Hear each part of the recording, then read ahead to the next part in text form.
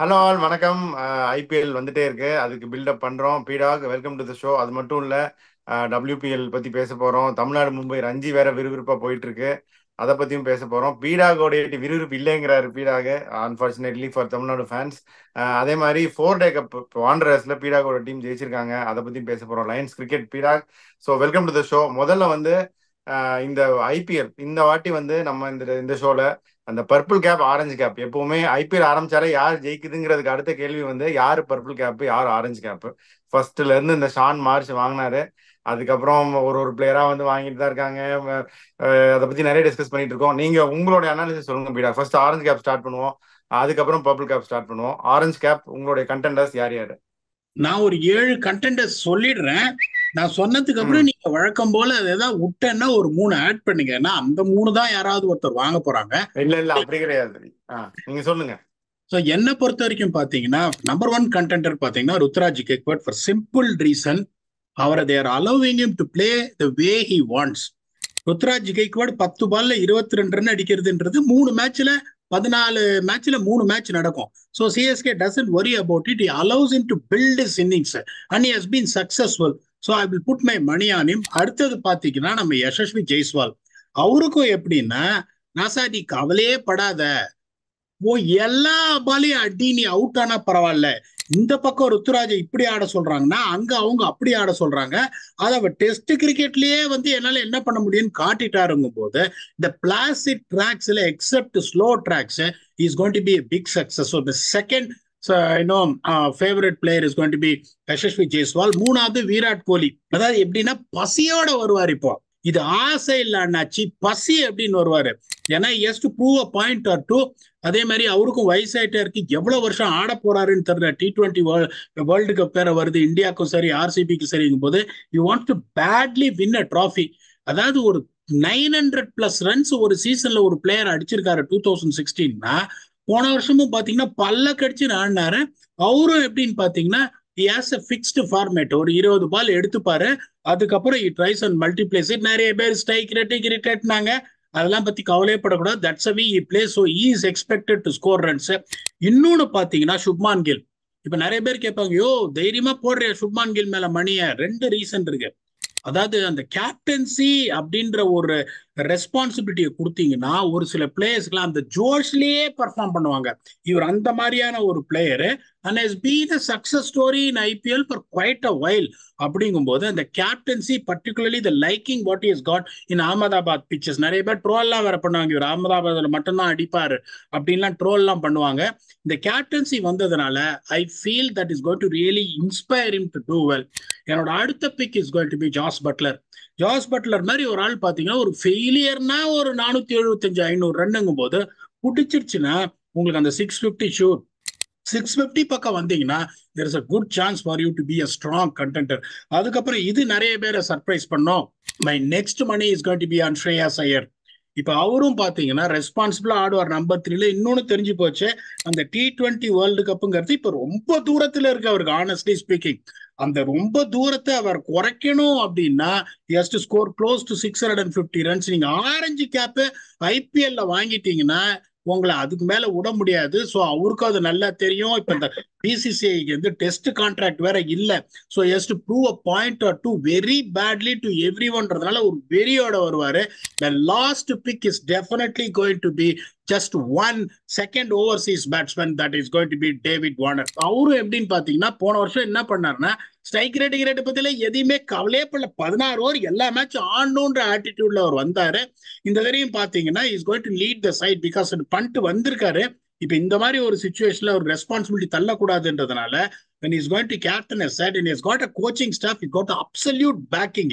James Hopes, Ricky Ponting, Shane Watson அப்படிங்கும் போது அந்த ரிலேஷன்ஷிப் ரொம்ப ஸ்ட்ராங். இவங்கெல்லாம் சேர்ந்து ஆடி இருக்காங்கும் போது I'll put my money on Warner also. So என்னோட top 7 picks Ruturaj Gaikwad, Yashasvi Jaiswal, Virat Kohli, Shubman Gill, Jos Buttler, Shreyas Iyer, Warner. நீங்க இதுல ஏதாவது ஆட் பண்றீங்களா இல்லைன்னா அதான் விட்டணும்? சூப்பரா சொல்லிட்டீங்க, இதுதான் டாப். என்னோட உள் மனசுல வந்து இந்த ஐபிஎல்ல விராட் கோலி வச்சு செய்ய போறாரு, கிங் கோலி சிறப்பா செய்ய போறாருன்னு எனக்கு தோணுது. Gaikwad also credit to him. அந்த ஒரு சென்னை மாதிரி ஒரு விக்கெட்ல ஆடியும் ஒரு ஆரஞ்சு கேப் கண்டெண்டரா இருக்காரு. நீங்க சொன்ன எல்லாமே பேங்க் பீடா. டேவிட் வார்னர் அப்படிதான் ப்ரூவன் 2 வாட்டி வாங்கியிருக்காருன்னு நினைக்கிறேன். ஜாஸ் பட்லர் பேட் இயர்ல 500 ரன் அடிக்கிறாரு.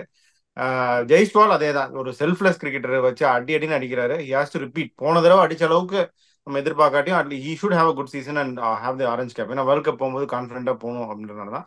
அதோட நான் சேர்க்கணும் அப்படின்னீங்கன்னா, மும்பை இந்தியன்ஸ்ல 2 பேருமே கண்டென்ஷன்ல இருக்காங்க. சூரியகுமார் யாதவ் ஃபிட் ஆகி ஃபர்ஸ்ட் மேட்ச்ல இருந்து ஆடினார்னா definitely I think he will be in contention. Ishan Kishan also contract போயிருக்கு. எப்படி எந்த இஷான் கிஷான் வருவார்னு நமக்கு தெரியாது. அவரும் வி கேன் அப்படின்னு நான் நினைக்கிறேன். இது போக பீடா இது வந்து மேபி ஒரு இதுதான். பட் தென் கிளாசன் வந்து அதிக பால்ஸ் ஆடினாருன்னா, லைக் சூரியகுமார் யாதவ் மும்பை யூஸ் பண்ற மாதிரி ரொம்ப கொஞ்சம் முன்னாடி வந்தாரு அப்படின்னா definitely I think he will be in contention. அதை பத்தி நீங்க என்ன நினைக்கிறீங்க? கிளாசனுக்கு முன்னாடி வந்தா இஸ் கேப்பபிள் தானே? உங்க கால் என்ன?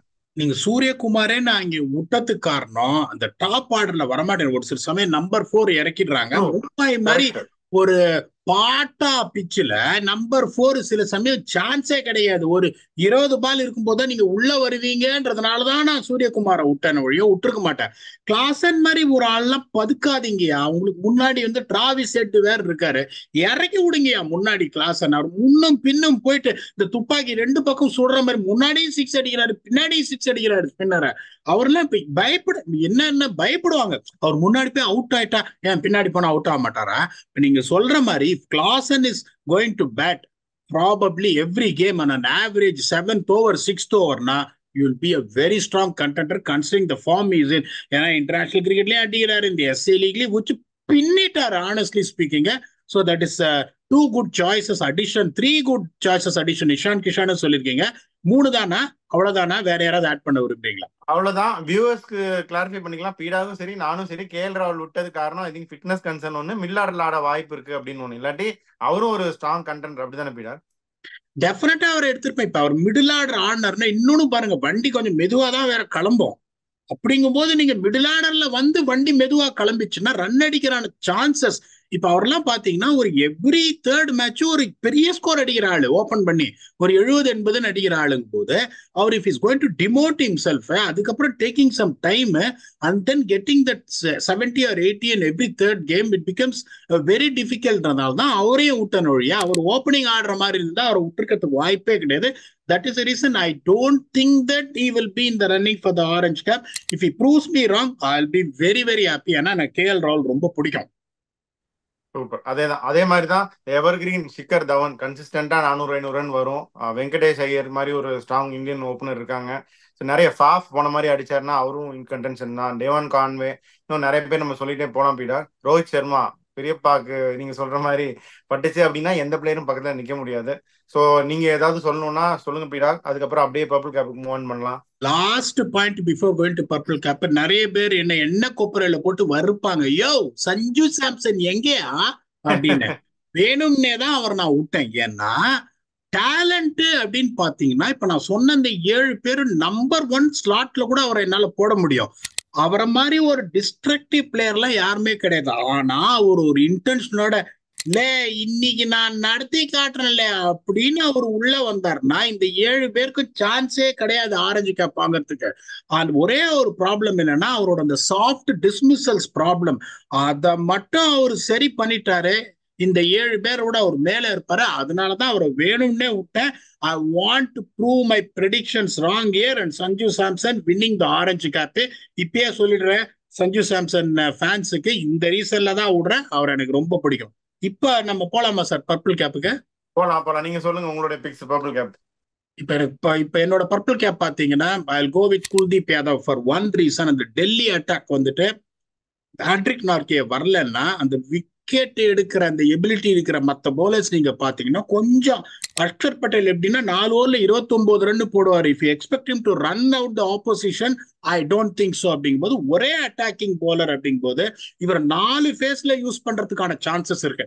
Even though I don't want him to be ideally used in the power play. நான் அவர் எப்படி யூஸ் பண்ணுவேன்னா ஒரு 8வது ஓவர் கொண்டு வர, ஒரு 14வது ஓவர், 14வது ஓவர், ஒரு 17வது ஓவர், டெத் ஓவர்லயும் ஒரு ஓவர் அவருக்கு நான் கொடுப்பேன். அந்த மாதிரி யூஸ் பண்ணா it's going to be a genuine wicket taking option and he has always been amongst wicketsனால அவ்வளவு விட மாட்டேன். 2வது பாத்தீங்கன்னா Rashid Khan, only thing is fitness. நீங்க என்ன ஆனாலும் புவர் பர்ஃபார்மன்ஸ்னா ஒரு 18 விக்கெட் எடுத்துருவாரு. அவரை ஒரே ப்ராப்ளம் என்னன்னா எல்லாரும் பார்த்து 4 ஓவர் ஆடிடலாயா அப்படின்னு ஆடுறாங்க. அந்த மாதிரி ஆடுறதுனால அவர் நிறைய விக்கெட் விழ மாட்டேங்குது. He will also be strong contender for that.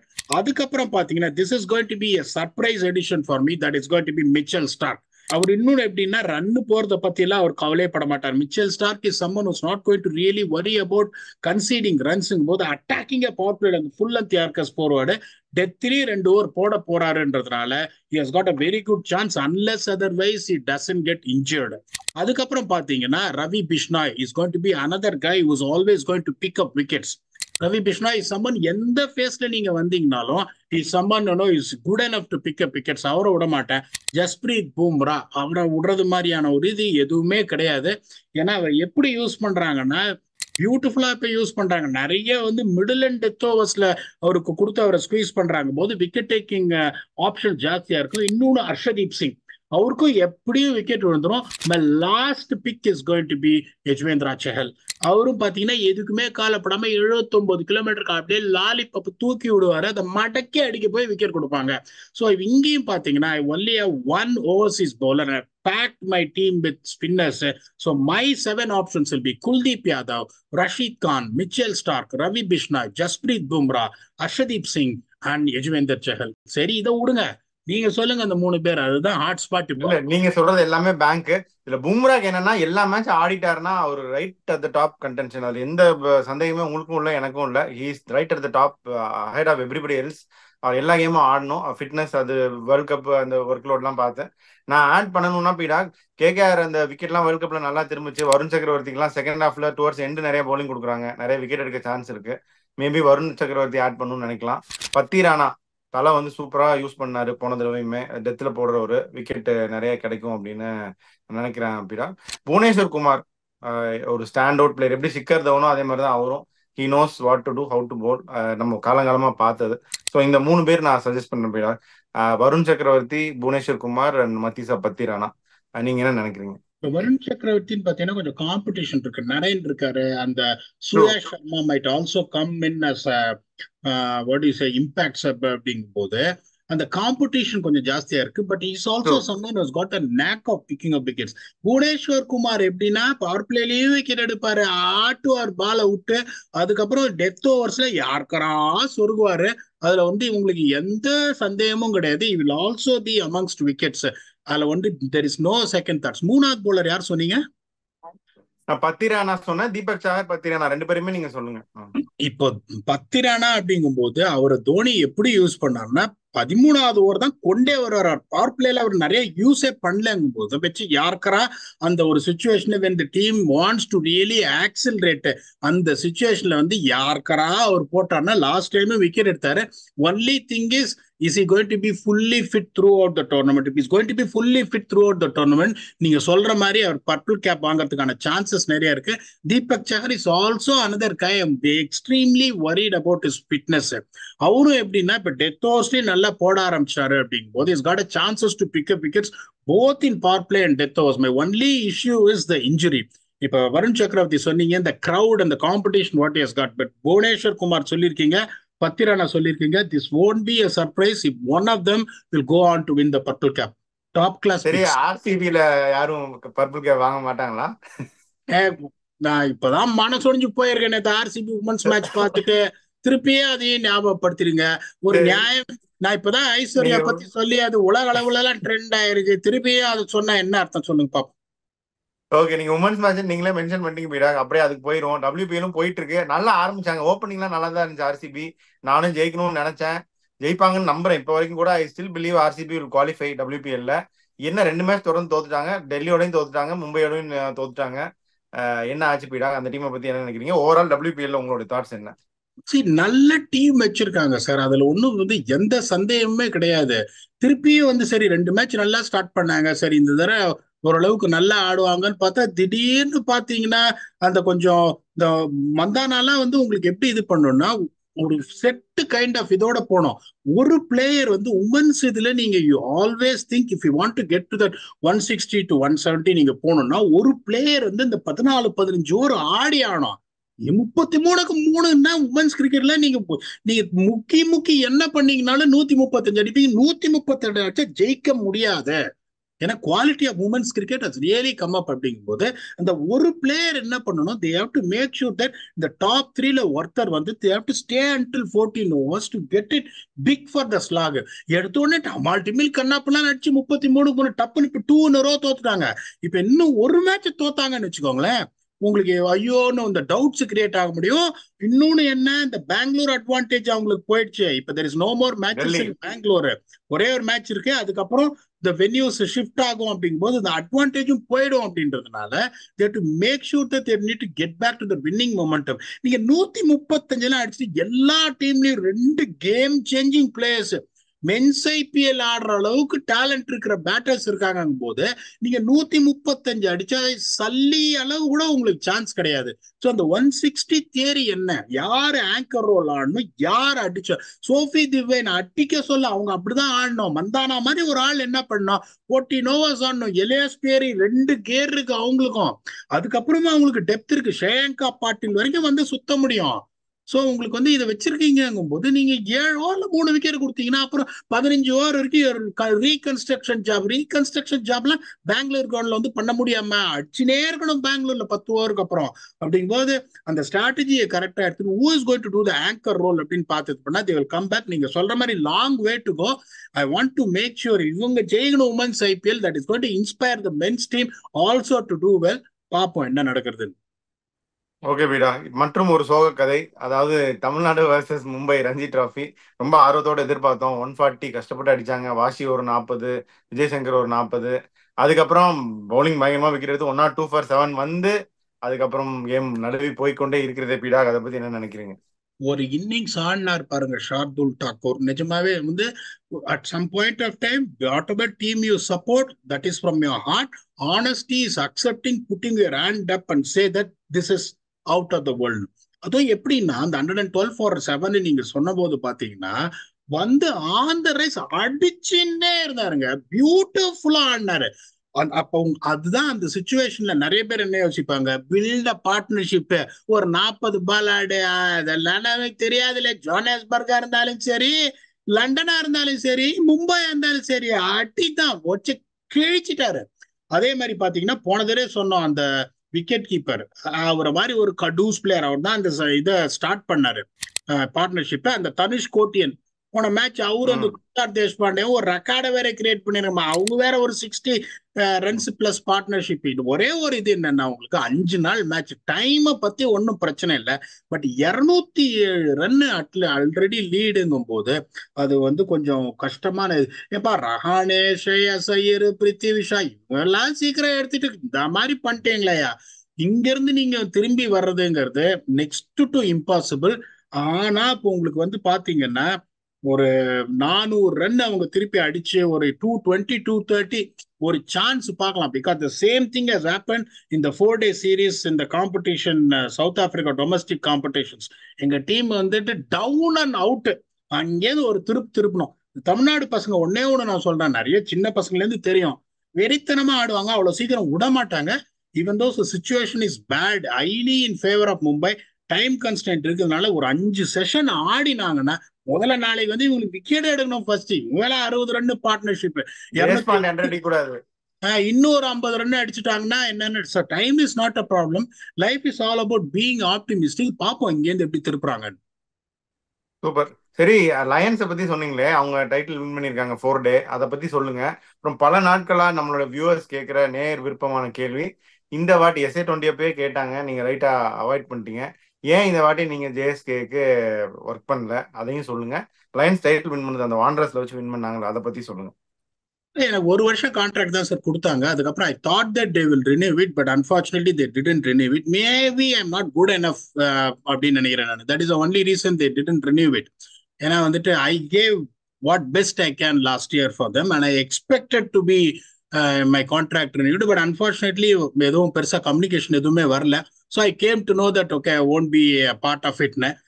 நான் எப்படி எடுத்துப்பேன் அப்படின்னா, இப்போ இந்த 20 வருஷ சர்வீஸ்ல அப்படின்னு பாத்தீங்கன்னா எனக்கு இந்த மாதிரி கான்ட்ராக்ட் வந்து ஒரு வருஷத்துக்கு அப்புறம் ரினியூ பண்ணாத எந்த டீமும் இருந்ததே கிடையாது. It is first experience. அப்படிங்கும்போது this allows you to think whether you are good or not. இங்கேருந்து நீங்க எப்படி இம்ப்ரூவ் பண்ண முடியும், இன்னும் என்ன பெட்டரா பண்ணலாம் அப்படின்னு தான் யோசிப்பேன் மொழி. இப்ப லைன்ஸ் பாத்தீங்கன்னா, இப்ப தமிழ்நாடு மேட்ச் பத்தி சொன்னோம். ஃபர்ஸ்ட் அவங்க டாஸ் வின் பண்ணி இப்ப 2-3 வருஷமா லைன்ஸோட இருக்கேன். ஃபர்ஸ்ட் வருஷம் எப்படின்னா 3 பாயிண்ட்ல போச்சு இந்த டிராஃபி. போன வருஷம் 6.5 பாயிண்ட்ல போச்சு. இப்ப இந்த வருஷம் வந்துட்டு வாண்டரஸ்ல match first innings 35 for 5. 35 for 5ல இருந்து 225 அடிச்சோம். அவங்க ஒரு 87 ரன் லீட் எடுத்தாங்க. அதுக்கப்புறம் 113 for 6, sorry 113 for 6, 159 for 7, 80 runs ahead, 68 runs ahead, 7 wickets down. அங்கேருந்து 390 போயிட்டு we need 309 to defend, 50 for no loss இருந்தாங்க. இன்னைக்கு வந்து முடிச்சிட்டோம். அப்படிங்கும்போது அந்த வாண்டரஸ் அப்படிங்கிறது எனக்கு என்ன சொல்றது, எல்லா கிரவுண்டும் சவுத் ஆப்பிரிக்கால ஒரு நல்லா தெரியும். பட் வாண்டரஸ் அப்படிங்கிறது எங்க கோட்டை. ஸோ இந்த வாண்டரஸ்ல வந்து என்ன எப்பப்ப எப்படி செஷன் பை செஷன் என்ன நடக்கும், என்ன லென்த் போடணும். நிறைய பேர் ரொம்ப இது பண்ணாங்க, பிச்சு ரொம்ப ஈஸியா இருக்கு. நான் அன்பார்ச்சுனேட்லி பாகிஸ்தான்ல இருக்கேன், பட் பால் பை பால் பார்த்துன்னு இன்ஸ்ட்ரக்ஷன்ஸ் கொடுத்துனே இருப்பேன். நிறைய எங்க கோச்சும் அதான் சொன்னாரு, 308. நான் சொன்னேன் 270 அடிச்சா வாய்ப்பே கிடையாது திருப்பி அடிக்கிறதுக்கு அப்படின்னு. 308 வந்தது. ஒரு செம்ம ஸ்டார்ட் வந்தது அவங்களுக்கு. டோனி டிசோசி, கைல் வெரேன் எல்லாம் இருக்காங்க. அவங்களுக்கு கொஞ்சம் ஒரு மாதிரி இருந்தாங்க. நான் சொன்னேன், நீ கவலையே படாதீங்க, மேக்சிமம் 230 அடிப்பாங்க, அதுக்கு மேல அடிக்க மாட்டாங்கன்னு. பயங்கர ஹாப்பியா இருக்கு. இப்ப T20 காம்படிஷன் வேற வருது. ஸோ அதான் எல்லாத்தையும் பார்த்துட்டோம். இன்னைக்கு எனக்கு ரொம்ப சந்தோஷமான நாள். ஏன்னா என்னை பொறுத்த வரைக்கும் கர்நாடகாவோட ரஞ்சி டிராஃபில இருந்தேன். 6 ரன்ல வந்து 2009ல எல்லாரையும் ஓங்கி மிதிச்சுட்டு தோத்தோம் ஃபைனல்ஸ் மும்பையோட. எனக்கு எப்பவுமே ஒரு ஆசை, ஒரு ரெட் பால் டோர்னமெண்ட் ஜெயிக்கணும் அப்படின்னு. நிறைய பைலேட்டரல் சீரீஸ் ஜெயிச்சிருக்கோம் சவுத் ஆப்பிரிக்காவோட. பட் இந்த மாதிரி ஒரு காம்படிஷன் ஜெயிக்கிறதுன்றது I am extremely happy. Super பீடாக், வாழ்த்துக்கள். அதே மாதிரி இன்னும் நிறைய நீங்க இருக்க வேண்டிய இடமே வேற, நிறைய வாய்ப்புகள் வரும். எப்பவுமே நம்ம சொல்ற மாதிரி best is yet to come. இன்னும் நிறைய நல்ல விஷயங்கள்லாம் வரும். இன்னும் நல்ல more opportunities to come. So அதோட we will just wind up this episode. நிறைய டிஸ்கஸ் பண்ணிட்டோம் பீடாக், உங்க ஃபைனல் தாட்ஸ் என்ன? அதான் சொல்றேன், எனக்கு பக்கெட் லிஸ்ட் 3 தான். தமிழ்நாடு ரஞ்சி டிராஃபி ஜெயிக்கணும், RCB IPL ஜெயிக்கணும், சவுத் ஆப்பிரிக்கா வேர்ல்ட் கப் ஜெயிக்கணும். இது கொஞ்சம் நொறுங்கின மாதிரி இருக்கு தமிழ்நாடு. பட் நான் எப்படின்னா ஹோப்ஸ் கடைசி வரைக்கும் விடவே மாட்டேன். நான் இப்போ கப்பல் முழுகிட்டு இருக்கே ஒழி யாராவது ஒருத்தர் தூக்கி நிறுத்த மாட்டாங்களா அப்படின்ற ஒரு இதுதான். அப்படிங்கும் போது இங்க PSL so far so good நல்லா போயிட்டு இருக்கு. we are on course to make it to the playoffs. that should be our first ambition. things are going on well. we will keep entertaining the viewers.